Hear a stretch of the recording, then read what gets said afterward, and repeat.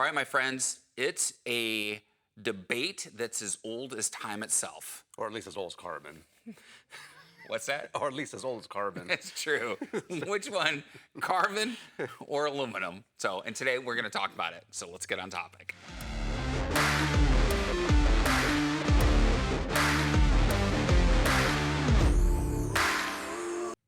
Hey everybody, it's Thomas with Get Out Arizona, and you are watching another great episode of Bike Showcase.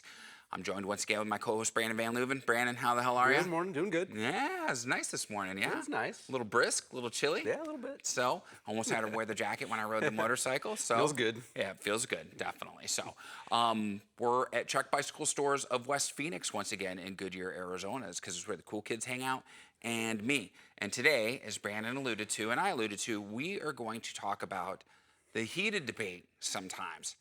Now, I'm not a Reddit person, but I see some of the comments that people post, because people will post excerpts. You guys get downright hostile about carbon versus aluminum. And Time for our 2 cents. oh man, the carbon fatigue and the aluminum this and blah, blah, that, and who shot first, Han or Guido. It's ridiculous. You guys are adults, supposed adults, that you guys just keep carrying on the way you do. Because I'll save you the suspense. At the end of the day, who gives a shit? Ride what you can afford, ride what you want to ride and love and everything like that, and that's it. Okay, who cares what anybody else is riding? But above and beyond that, we're going to get into some of the different things that might sway your decision one way or the other as far as carbon or aluminum. Brandon's going to give some facts. I have no facts, just kind of straight opinion. I do have facts, but for the most part in this one, it's very opinionated. And then we are going to talk about some opinions, but also we have to look back at the history of carbon and aluminum when carbon first came out, how it was used, the weight savings that was there compared to the aluminum back when carbon came out, because a lot of times the aluminum process was different. So we're just talking about different engineering, welds, design, and everything like that. So just like everything, I believe the benefit of carbon that gap has closed as far as what you're really getting for your money, because it's a significant price difference. It is. In a lot of cases, significant price difference. So enough of me and my soulless ginger ways, even though I'm not a ginger. Brandon, take it away. Let's talk about these two bikes. Let's talk about the facts first. We have a Domane SL5. SL5 and a Domane AL5. So apart from just a couple small differences, these bikes are spec'd almost identically. Different dads.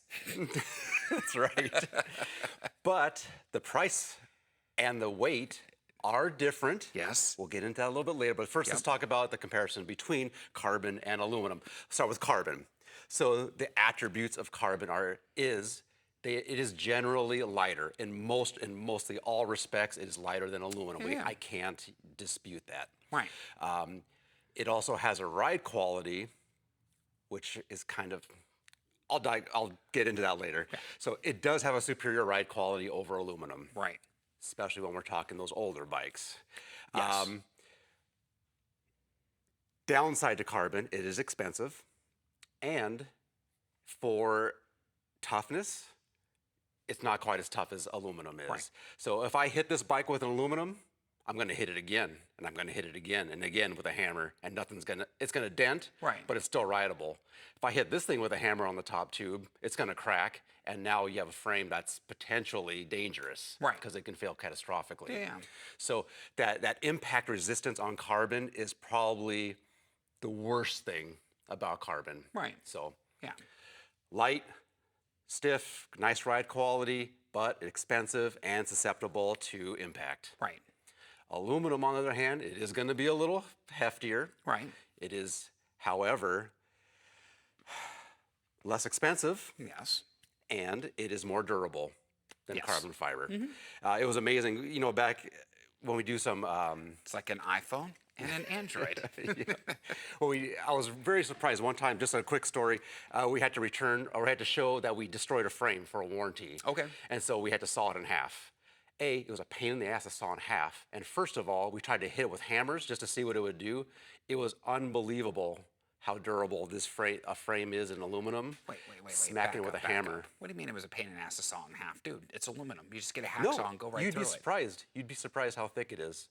They are extremely durable. And hitting with a hammer, especially on the head tube, Oh, yeah, no, I'm sure it doesn't get the shit out of it. all your might into it, and it did very, very little to impact it. So that's a nice thing about aluminum. You can definitely dent it up. It'll still ride. Yes, you have an unsightly blemish, but it'll keep on going. I'm an unsightly blemish, and I still ride, so what does it matter there? So those are kind of just the facts of the materials. Now, if we're talking about these two bikes, now we have the AL5 again, the SL5, aluminum, carbon. This bike weighs 21.72 pounds, or 9.85 kilograms. Right. This bike weighs 19.89 pounds, or 9.02 kilograms. Right. Which is a difference of 1.83 pounds. Yeah. And if you're wondering, Brandon did all this research beforehand, okay? So it's accurate. Even though I'll put it down there, it's accurate. So here's where it gets muddy. Okay.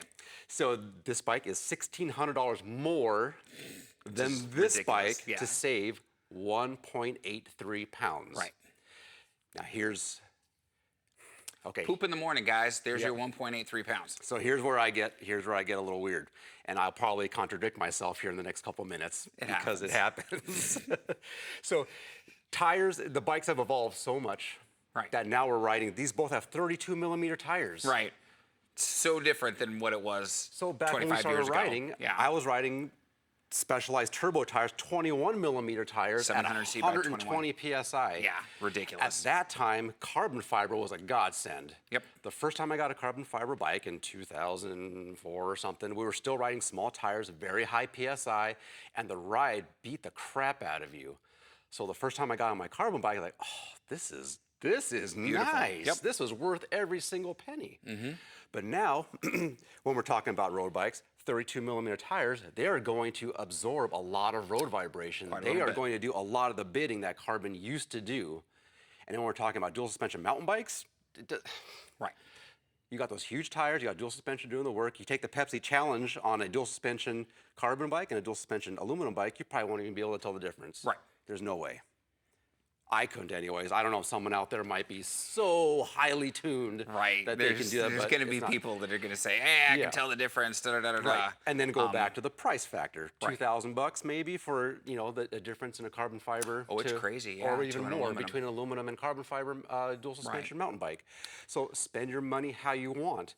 Here's how I'm going to spend my money if I have to buy it. I have no intentions of buying a new bike anytime soon. Right. But if I do, I would get something like this, aluminum. I would save myself $2,000 and invest that in wheels. Right. That would be the biggest thing I could say.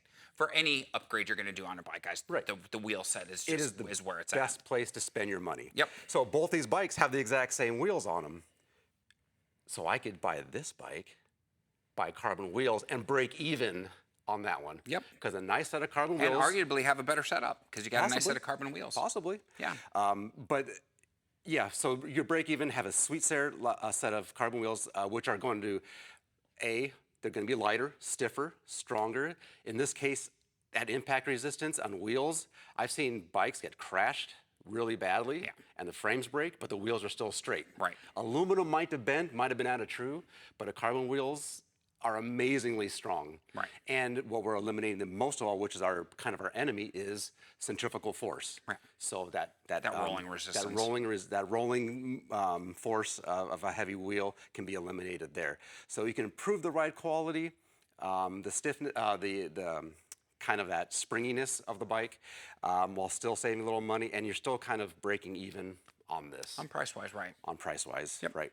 So I will have to say one thing that I forgot to talk about aluminum when we were talking about the facts is aluminum don't buy a Klein. Aluminum does have a tendency to lose a little bit of feel after time. Yeah. This is a very important thing that I forgot to mention, and again, there's so much to talk about.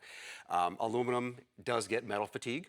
So if you're a big, heavy guy and you're a powerful rider, that bike may have what they call a dead feel after a few years, whereas carbon, that is a pretty cool thing about carbon. You can stick that thing in a jig and bend it for years and years, and it'll feel like day one. Yeah. So again, I said I was going to pros and cons. I told you I was going to contradict myself. Right. So that is a very beautiful thing that carbon has to offer. Absolutely.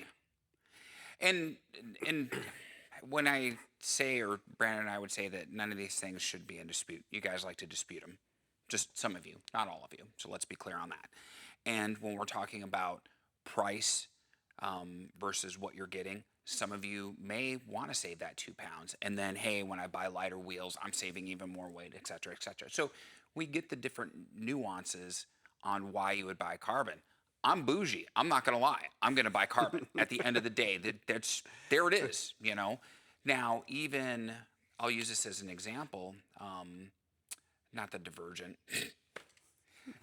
He was the running back for Chicago Bears. The salsa that I have.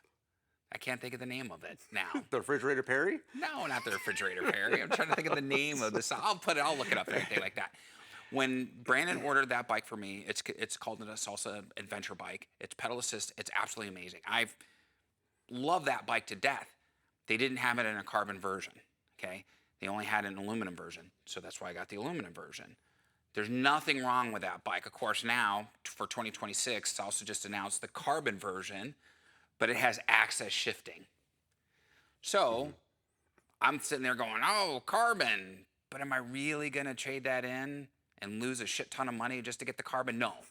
I'm going to order access from Brandon, which will be a bike showcase that we put on our toolbox topic that we'll put on. Okay. And at the end of the day, I'll probably get i9 carbon rims that are colored spokes because I'm that jackass too, and call it good. So there's, now had they had a carbon version when I first bought that bike, I probably would have got the carbon just because. Save a little bit of weight on already heavy bike. It does make a difference on something like that. So it's really up to you on how you want to do it. Just like when we haven't done the video on cockpits yet or saddles and stuff like that. It's not a one size fits all, my friends. It never has been a one size fits all. And we have to think about too where that technology first started. Because I remember being 18, 19 when the first carbon frames came out. Yeah. And they weren't even a monocoque frame. It was carbon, carbon, carbon, and everything else was aluminum. Aluminum lugged. The lugged, yeah. And then all of a sudden, the OCLV frames came out for Trek, and those were gorgeous, and that was a huge difference, Right. But now, again, that gap is closed. If cycling's your thing, which it is for me, it is for Brandon, I know a lot of you guys and gals, that's your shtick. If that's where you want to spend your money, God bless. I have friends that dump a shit ton of money on their golf clubs, their side-by-side, their dirt bikes, whatever. We all have our thing, okay? If this is your thing, then sure, go balls out. But I would be remiss, if I did work here and someone came in, I'd probably tell them the same thing. Save the $1,600 because now we can get our helmet, we can get our clipless pedals, we can get a nice pair of shoes, we can upgrade the seat, maybe throw some different bar tape on there, all stuff right out of the gate. And, depending on what our budget is, maybe order that set of carbon rims, right when we purchase the bike and then swap those out. And I'm here to tell you, if you guys have never done that switch, 2 bikes that I've owned in the last several years, Brandon has ordered me carbon upgrade on the rims. Holy smokes, it's a brand new bike. I mean, seriously, you guys, it's amazing. Money well spent. Yep, absolutely. That one you will realize, as, what was it, Eric Stoltz? You will know where your extra money's going to. Name that movie, my friends. But you can't deny it as far as something like that. And I always tell people at the camera shop, I'm not a dream killer. I know Brandon's not a dream killer because, there's against his advice a couple times. I have done some crazy bullshit stuff. You're going to buy what you're going to buy. But we want to advise you in the best way to spend your dollars. This shit's not cheap, guys, by any stretch of the imagination. And even when we refer to, budget bikes or, cost-effective bikes, they're still not cheap. They're still $700, low thousands as far as like $1,100, $1,200 or something like that. So just kind of keep that in mind. In 2025 going into 2026, it's not that big a deal. In my opinion, you're talking to a bougie son of a bitch. I'm not a weight weenie, but it's really not that big a deal. And the only reason I'm going to buy a carbon bike is because I want carbon, not aluminum. That's just personal preference. With the exception, I know that some bike manufacturers, you cannot get the higher groups unless you go carbon. Sometimes, right? So they'll plateau you at that mid-range group, say a 105 or an XT on the mountain bike, or just pick your SRAM equivalent. And you have to go to their carbon fiber frames to now get the Durace or the SRAM XO or XX, Eagle or whatever, or Access or anything. So That could be a thing too. Or you could just say, well, screw it. I'm just going to get the aluminum frame, and then over a period of time, I'm going to upgrade that group set to how I want it and still save money that way. So again, there's so many different options to go. Just know if you're out on the group ride, whether you're on the road or whether you're on the trail, you know, mountain biking, gravel biking, whatever like that, just because you have an aluminum bike doesn't mean shit. You're probably going to ride better than the person who spent a lot of money on the carbon and just doesn't ride all that often and wants I to show always say off. that I've smoked people on much better bikes than mine. Yes. And I have been smoked by people on far lesser bikes than mine. Ain't that the truth? It's all right here sometimes. It's all in your determination in your heart, guys. So you still won't catch me on a Walmart bike? Nah, I'm not going to lie. You know, but different story for a different day as far as that goes. So, Brandon, is there anything else as far as aluminum carbon fiber that we should talk about before we close out? Or, I mean, because that was pretty... And if you have any other questions, of course, ask. You know, down in the comments below, we will answer them. But is there anything else that we should bring up as far as... I guess, personally speaking, I'm now very much into practicality. Okay. Yes, the carbon fiber, it's sleek, it looks beautiful, it's nicely, you know, it just looks beautiful, but I'm being super practical maybe in my old age. And so I see a $1,600 difference for 1.8 pounds. I'm not gonna feel that 1.8 pounds, so I go to this guy. I got nothing to prove anymore. Wait. Does Madone, do they come in aluminum? No, they do not. Okay, see, there you go. And so when I get a Madone, it's got to be carbon fiber. Right. Now, we might talk about the difference between the SL and the SLR and the carbon fiber We could.